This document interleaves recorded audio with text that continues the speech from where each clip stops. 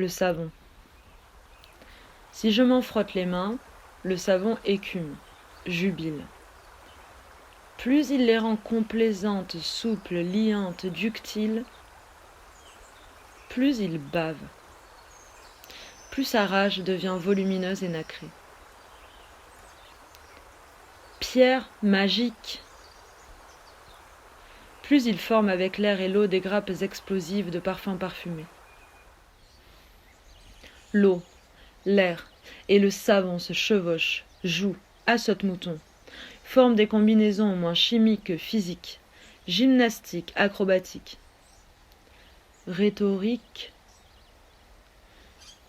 Il y a beaucoup à dire à propos du savon. Exactement tout ce qu'il raconte de lui-même jusqu'à disparition complète, épuisement du sujet. Voilà l'objet même qui me convient. Le savon a beaucoup à dire, qu'il le dise avec volubilité, enthousiasme. Quand il a fini de le dire, il n'existe plus. Une sorte de pierre, mais qui ne se laisse pas rouler par la nature. Elle vous glisse entre les doigts et fond à vue d'œil plutôt que d'être roulée par les eaux. Le jeu consiste justement, alors, à la maintenir entre vos doigts et à l'y agacer avec la dose d'eau convenable, afin d'obtenir d'elle une réaction volumineuse et nacrée. Qu'on l'y laisse séjourner, au contraire, elle y meurt de confusion. Une sorte de pierre, mais oui, une sorte de pierre, mais qui ne se laisse pas tripoter unilatéralement par les forces de la nature. Elle leur glisse entre les doigts, y fond à vue d'œil. Elles font à vue d'œil plutôt que de se laisser rouler par les eaux. Il n'est dans la nature rien de comparable au savon.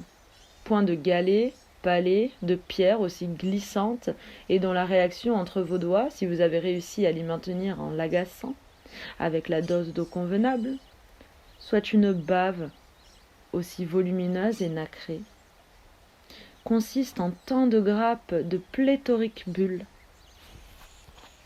Les raisins creux, les raisins parfumés du savon, agglomération, ils gobent l'air, gobent l'eau tout autour de vos doigts. Bien qu'ils reposent d'abord, inertes et amorphes dans une soucoupe, le pouvoir est aux mains du savon de rendre consentantes, complaisantes, les nôtres, à se servir de l'eau, à abuser de l'eau dans ses moindres détails. Et nous glissons ainsi des mots aux significations, avec une ivresse lucide, ou plutôt une effervescence, une irisée, quoique lucide ébullition à froid. Nous sortons d'ailleurs les mains plus pures qu'avant le commencement de cet exercice.